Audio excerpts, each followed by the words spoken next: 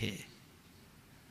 हर इंसान चाहता है मुझे इज्जत मिले, और तवज्जो चाहूँगा, कौन इज्जत करे? मालदार इज्जत करें, सरमाएदार इज्जत करें, तख्तो ताज वाले इज्जत करें। गरीब तो सबकी इज्जत बेचारा करता है, गरीब तो करता ही है, लेकिन आदमी गरीब के नज़दीक मुअज़्ज़ज़ होना नहीं चाहता, मालदार के नज़दीक मुअज़्ज़ज़ होना चाहता है।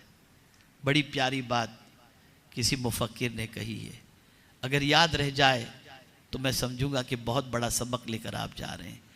वो मुफक्किर कहते हैं, तुम कमज़ोरों को इज्जत दो।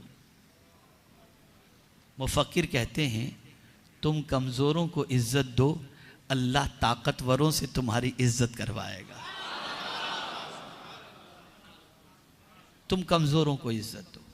जो सेठ हैं वो गरीबों को और नौकरों को इज्जत देना शुरू करें, जो मालदार हैं वो गरीबों को सलाम करना शुरू करें। फिर आप देखिए आपकी ज़िंदगी में कितनी तब्दीली पैदा होती है, फिर आपको कितना सुकून नसीब होता है। सोच थोड़ी सी बदलो।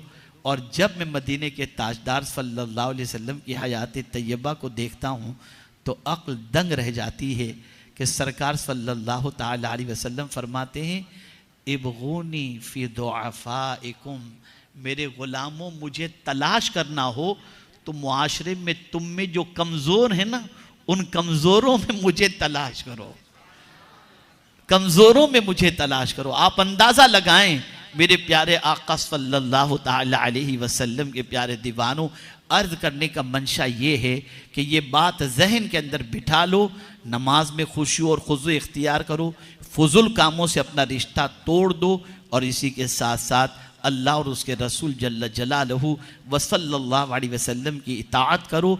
इंशाअल्लाहुल अज़ीम रब्बे क़दीर कामयाबी अता फरमाएगा।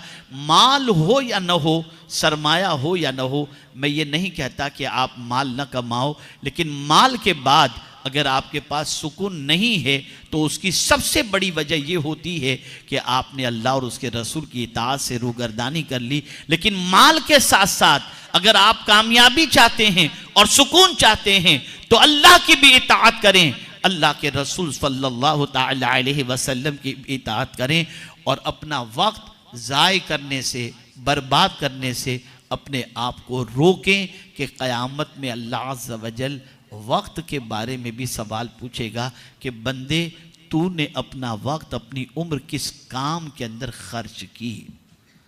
इसका ख्याल रखें और अल्लाह की बारगाह में हमेशा दुआ करें कि अल्लाह ताला हम सब के नफ्स को पाक फरमाए, और परवरदिगार से बेहतर पाक करने वाला कौन है।